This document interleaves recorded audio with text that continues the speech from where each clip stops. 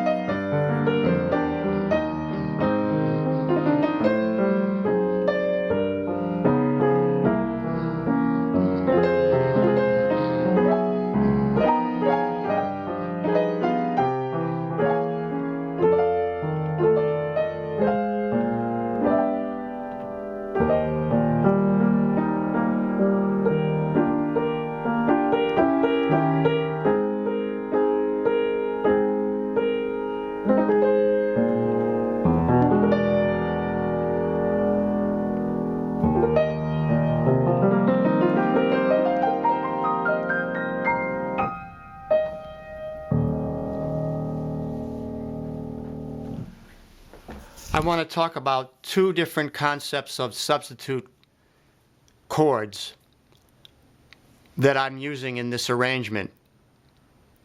And the first one is the use of the approach chord, or the dominant seventh, and then it's related 2-5. So in other words, the first chord in the original version is an E flat, the 1 chord, going to the 6th chord, which is a C minor, or C minor 7, going to the 3 chord, which is a G minor 7. So it's like 1 to 6 to 3. So instead of using the 6th chord now, I'm using a substitute for the 6th.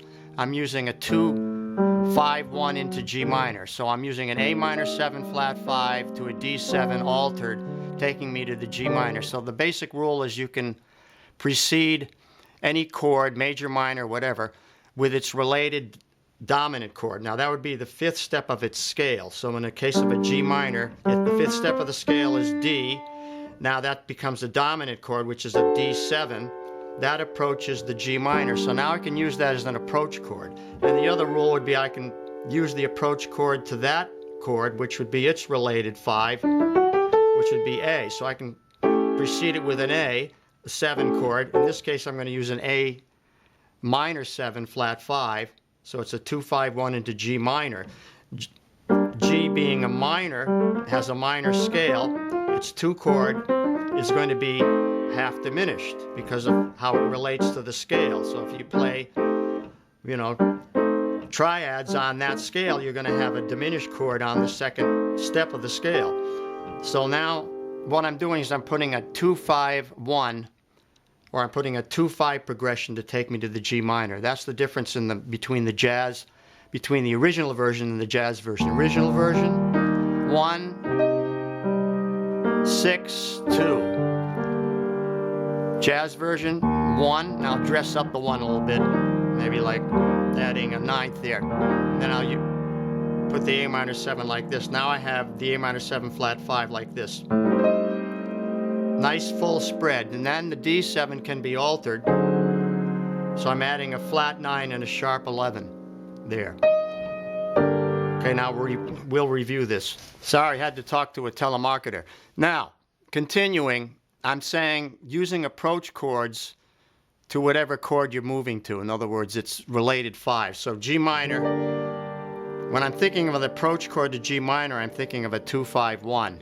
The G minor 7 being the 1 chord. So the 2 would be an A minor 7 to a D7 is the 5, and then the 1. Now the A minor 7 would be a half diminished chord, actually, because it's a minor chord we're approaching. So we're using the minor scale there. Maybe this scale. So now the A minor 7 would be half diminished. It would have a flat 5 in it. Well, that's another concept. But for now, I'm just going to talk about the idea of the approach chords. Gives you a smooth, more jazz-like kind of movement of the chord changes.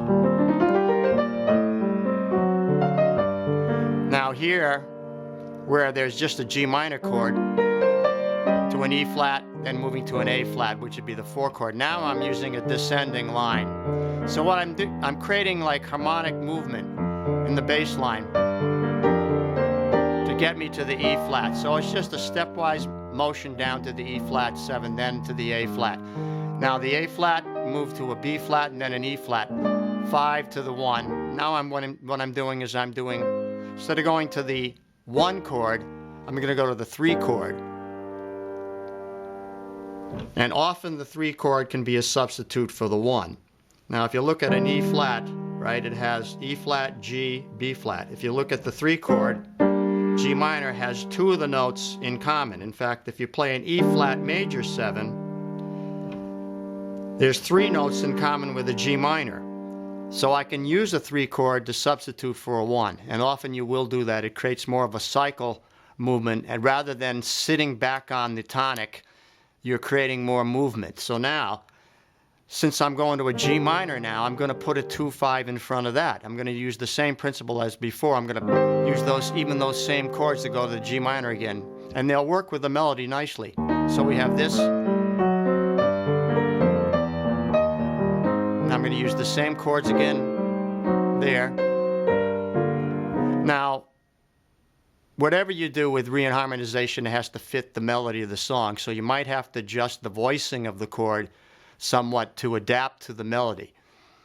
So here, I'm just putting in a D7, but there that's the 7th of the chord, the flat 7 of the chord. I'm just adding a flat 9. So on most dominant 7th chords, I'm going to put some color in there, some kind of a 9th or a flat 9 or a sharp 9 or 11 or 13 or a flat 5. I'm going to put some color in it. Then I get to the 3 chord now. It wants to go to 2 to 1 to F minor, like a 2, 5, 1 into the F minor there. But what I do is I use tritone substitutes. Now, that's another topic that I won't take up in this lesson, but it's in my book. But tritone substitute basically is approaching whatever chord from a half step above. And it substitutes for the 5. In other words, G would go to C, would go to F. So the substitute for the G chord would be a D flat, which is a tritone. That's why I call it a tritone substitute, because that interval there is a flatted 5th. So it's 3 whole tones. So the D flat now substitutes for the G, so I can use it there to approach the C7, and then I can use another tritone to approach the F minor 7, which is a G flat 7. So I have that. So now I have this nice progression. Now the F minor. I go A flat minor. Now I make that a 2-5. Now that one wants to go back to E flat, but I'm going to go to the 3 chord again. And I'm going to just, instead of making it minor, now I'm going to make it major and make it a 13, like this. Then another tritone substitute here. There's the C chord, but I'm making it's a C dominant, but I'm making it suspended, 4th, and then C7 augmented, with the augmented melody there. Another tritone. Okay, now the only thing I did differently in the bridge is I put more cycles in. And cycles are just meaning that I'm putting in a cycle of fifths. Like, instead of just hanging on the E flat chord there, I'm going to a C minor, which then takes me to an F minor, then takes me to a B flat, right? So that's a cycle of fifths. Like C wants to move to F, F wants to move to B flat, and so on. B flat wants to move back to E flat, but now I keep the cycle going by going to G minor. Then another tritone substitute, then a 2-5-1 again. So now here, the second half of the bridge, where it went, the original chords went to do a D7, then a G minor there. Now I'm descending, creating a descending line back to that A minor half diminished before the D7, then taking me to the G minor. And now the substitute chord becomes down a half step, and then the F minor and the B flat, and that takes us back to the A section. So that's pretty much the substitutes I'm using. So now I'm creating nice bass line movement here. More bass line descending movement. Make that a sus, and now I use a flat 5, a tritone substitute here.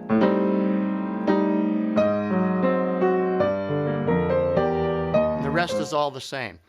So we'll wrap up just this part of it now. I want to wrap up by saying you can go to my website and download these two versions, the lead sheets for these two versions of Over the Rainbow that I just played, and study them, and perhaps learn more about chord substitution and reharmonization. I have previous videos I've done on this subject in greater detail. But also, you should check out my book, because I go into a lot of detail about substitute chords in my book, and that might interest you. So thanks for watching. Please let me know if this is helpful to you or of interest to you. I always appreciate comments, thumbs up, or questions and suggestions. I always welcome that, so it keeps me going. So help me out here, and I'll see you next time around. Thanks for watching, and I'll see you next time. Bye-bye.